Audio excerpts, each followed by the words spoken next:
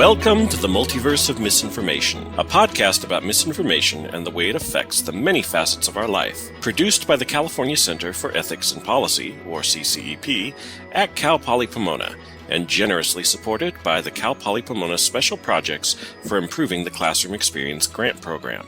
My name is Sean Herron, Associate Librarian at Cal Poly Pomona, Faculty Fellow with CCEP, and host for this season of our podcast. This season, we will explore the many ways in which misinformation affects our everyday lives through influencing, distorting, or driving the discourse in our society. In the past few years, the idea of misinformation has entered the zeitgeist through the concept of fake news, or online conspiracy theories shared by your relatives on Facebook, which is probably what most listeners will think of when they hear this term. However, misinformation is neither a new nor a specifically online problem. In our class this past semester, we explored the circumstances and phenomena that allow misinformation to thrive and spread by studying historical case studies dealing with topics such as confidence men, cults, moral panics, propaganda, and conspiracy theories. In these episodes, the CCEP student fellows use examples from our own class discussions, as well as their own lived experience, to illustrate the many ways in which misinformation influences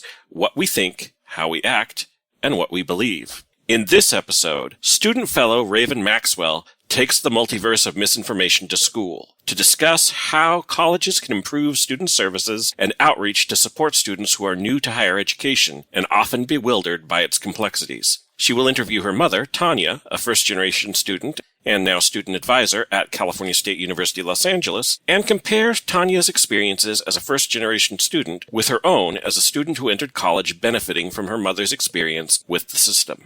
Raven also includes data from a case study by Angela Maricela Chavez-Monroy to speak to the current struggles of marginalized and current first-generation students and to provide current statistics and data about student needs and the barriers they face. We ask that if you like what you hear, or if you care about these issues, to please share our podcast with your friends, family, and colleagues. Thank you for listening.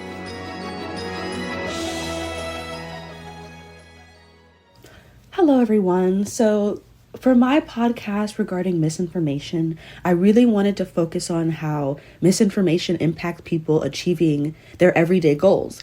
An example of that is the goal of graduating college. I think education and higher education isn't a privilege. I think everyone from all backgrounds should have the opportunity. And I wanted to discuss how misinformation on college campuses really impacts people's ability to make it to graduation and or higher education post-bachelor studies. While for myself, I have had college readiness instilled in me at a young age, I found it interesting how despite having that exposure, I still had a lot of questions. And it made me think, how are other students who maybe didn't have college readiness or only had exposure to college for a moment in high school, how they're navigating this experience. So I chose this topic and I wanted to focus on the demographic of marginalized students, or particularly first-generation college students who are served through equity programs, to try to illustrate they are susceptible to slipping through the cracks and possibly not make it to graduation or even believe they can do postgraduate studies as well. For the beginning of my podcast, I would like to interview my mother, who can speak to her experience as a first-generation student and as a faculty member who works in equity programs. So she will be able to discuss the first-gen experience, and we can see if that has changed today. And then she can discuss how that informed her ability as a faculty member who works with first-generation students as well. So here is the interview. Hello, I am here with Tanya, and we're going to discuss the impact of misinformation on college campuses. For your understanding, misinformation has to do with false or inaccurate information, with the act of misinforming. And despite it not being malicious, it can be harmful. So if you want to introduce yourself and kind of speak to, you being a college campus staff member and what that's like.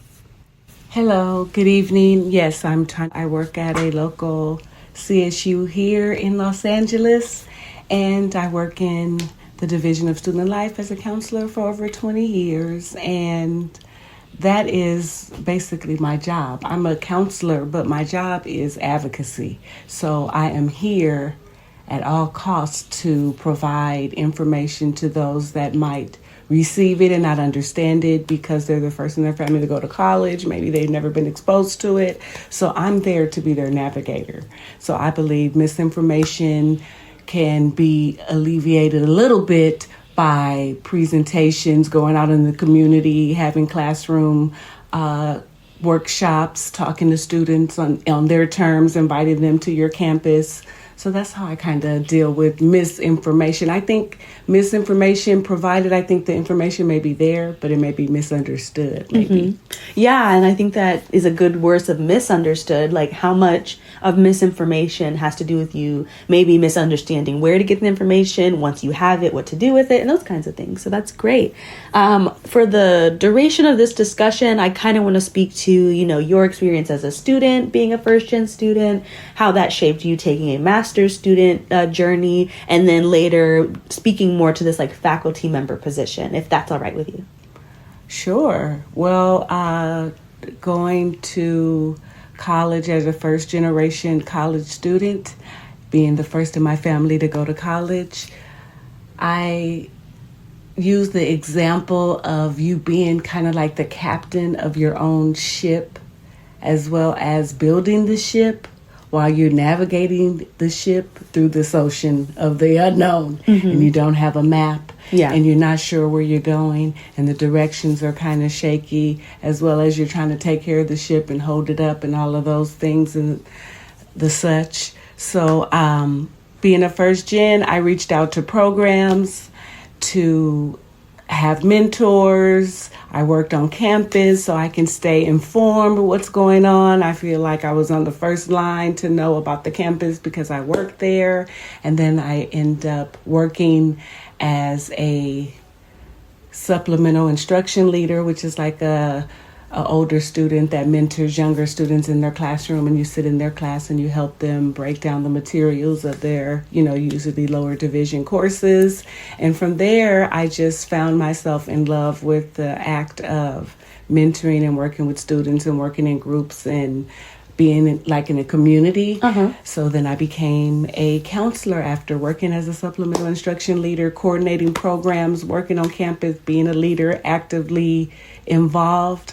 I became a counselor after graduation. Awesome. And got my degree in psychology and went on to stay at Cal State Ole. I've been there for 23 years coming up this fall. And it's been a journey, but the journey has been good for me as far as I know that there's a lot of students that I've impacted along the way, and this is the time of years. Graduations are coming up, so this is the time I get to celebrate with my students and their accomplishments and just be proud to watch so many first-generation college students graduate, because at the campus that I am at, we are 70% first-gen. So I see a lot of first-generation college students relive their dreams, and I get to relive mine every time this year comes.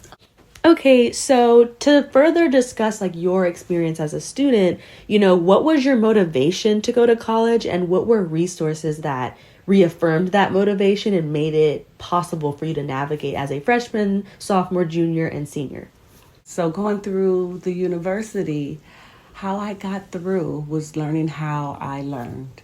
The first step I did was I engaged in the writing center, the tutoring center. I did a lot of study skills workshops. I did a lot of enrichment type activities where learn how to study, better write your resume. I went to career development to make sure I was on the right track with the right major. So I really did a lot of seeking skills, because I knew I couldn't turn home to say, hey, how do I do this or how did I do that? And my favorite skill now as a professional is time management. I show students how time management is really connected to your goal and your dream. And if that vision is important to you, you'll be able to prioritize your time in a way to get that done. So I try to connect not only time management, because that's so, you hear that all the time. You need time management. But really, if you have a goal, how do you plan to get that done? So I learned that kind of early on, that goal setting, prioritizing being a good time manager was very important. And I went to a workshop to this day that I still use about where does your 128 hours go? And if you only think about 24 times 7 is only 128 hours, that's not very much time. So what do you do with that week? And I never forgot that workshop, and I facilitate that to my students now. So workshops in the beginning was very important. Study groups were very important. Working with friends. If I can give a shout out to my stats friends, because I had to take 3, upper division statistics classes. And if I didn't have these friends that we went through these courses together for 3 semesters, working and studying and late night runs to McDonald's just to get this exam, this research paper, we worked together. So that really solidified that you cannot do it alone. That it's okay to have workshops, study groups, and study with others. So that was easy for me. So would you say that when it comes to navigating college, although it's the internal, like, how do I work? Who am I talking to? And then doing the research for yourself, that since home may not have been a base to refer back to, that these resources, faculty members, students, mentors were like kind of like the gatekeepers of making sure there wasn't misinformation? Yes, I would agree. I think learning what a university is, learning all the parts and the spokes to make it function, and what you're supposed to gather from that and take with you when you leave after your 4 years is very eye-opening, because they call it freshman, sophomore, junior, senior for a reason. And at every level, you grow another aha moment, and you realize what your purpose is better. You realize what your passions are better. You realize how you work better. You realize what makes you tick. So going through that university experience, and they call it higher learning, because you grow a higher sense of critical thinking, analytical reasoning. And I think that's also what I learned through that process, is that little seed of going to college blossomed into a rose at the end. And the degree, of course, was the rose. Yeah, that's great. So to just kind of piggyback off of that, and not really piggyback, but to summarize, from a freshman to graduation, you say coming into it, you were adamant about seeking those resources. And then as you went on, it became easier to navigate classes, navigate the resources that were available, understanding what to use and how to use it so that you could successfully get to the finish line. Correct. And I think one of the things that is important to understand is that when students go to college, they have so much, and they always say, I have to work. And that's true. I had to work too. So learning how to balance that, because I understand you have to have the basic needs, and that's important as well. But knowing that you're going to take a sacrifice in those basic needs is what I think students understand, whether that be, eating a cup of noodles all week, or bringing your lunch, or not going to Starbucks, taking that time for these 4 or 5 years, however long it takes you to finish that degree, to sit back and not relish in the job, quote unquote, that you have currently. That's just a means to get you to the next level. Now that we've concluded the interview, a lot of the things that my mom spoke to that I think really tie in this misinformation on college campuses is how there's a lot of pressure on students to learn how they learn, go take advantage of resources. So I think faculty members can support students in this effort to define how they learn by putting out workshops, putting out reminders, sending emails to say, hey, if you're struggling with this, come to the Writing Center. If you want to learn how you learn, CAPS has studied how to deal with test anxiety and those types of things to help inform them as they build themselves up through this 4-year journey. Now that I've provided some background on my topic, here's a case study that further confirms the hurdles marginalized students and underrepresented and first-generation students struggle with. The author of this study is Angela Chavez-Monroy, and she studies a high school program that prepares students for high school graduation, but provides no further services once they're in college. She asserts this impacts their ability to successfully graduate college because there are new needs and questions these students have in college that they may not address at a high school level. Her solution is to offer a similar program with workshops, meetings, and parent involvement to aid students in navigating college. The author's findings informs that there needs to be a social, emotional, and behavioral skill cultivation so that students have a sense of belonging as they transition from high school to college and as they navigate through college. While there are college events and they make it known that students from all backgrounds can attend, it is important that these programs are geared to specific demographics, calling the events possibly a first-generation mixer or a women's empowerment summit or something like that. And I know they have workshops like that on program levels and in certain divisions, but it would be important to have it in the summary or in the title of a community meeting at large. Ultimately, she argues, without these type of events, they experience culture shock or feel imposter syndrome because they don't see people like them in these settings, making them feel like they don't belong and that they're not going to make it themselves. So while colleges do have a lot to offer, they often put it solely on the students, which is a lot for a marginalized student or a first generation student or a student who's not exposed to this type of environment. She recommends, as I mentioned, a workshop for parents to help them understand what it means to be in college so they can support their students through this journey as well. This would be important because despite them not having a college degree, they can begin to understand this journey that their child or student is going through so that they can support them the best way they can and not turn back to other things that may make more sense to them as someone who hasn't experienced the college journey.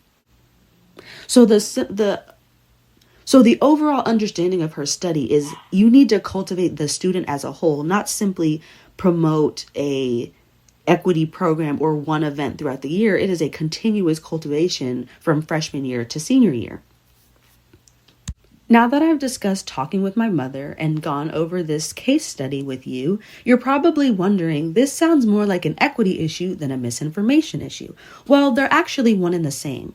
The lack of understanding or misinformation surrounding first-gen or underrepresented students on college really impacts their ability to seek resources, and it impacts the school's ability to understand how to provide resources. For one, on a first level, the misinformation presents itself in the student, where they'll ask questions for financial aid and they may give them a partial answer that doesn't fully help them understand what they need, but the financial aid is under the impression that, oh, go in your center, or oh, go to FAFSA, and they need more information than just that simple summary. On a larger scale, when it comes to a larger institution, if they're misinformed about the experience of what it's like to not have gone to college, or if they're not exposed to the understanding of being the first person to go to college, they can't really support that student throughout freshman to senior year. They sweep them in the bunch of other students who seem to, quote unquote, understand or get it. So the misinformation here is redefining how to engage with first-gen or marginalized students so that they can successfully graduate a four-year institution. When you compare this case study to this discussion I had with my mom, this issue proves that it is still present today, and recommendations can always be implemented. Yes, campuses are more active with resources offered. There are so many it can be daunting for students who are new to this experience in their personal and professional life. The goal is to implement compassion from all levels of college readiness so every student makes it to the finish line. Thank you so much for tuning into my podcast, and I hope wherever you are in life, this establishes a sense of confidence and informativeness for you to achieve your goals. Hopefully, institutions model that statement by providing support for your success.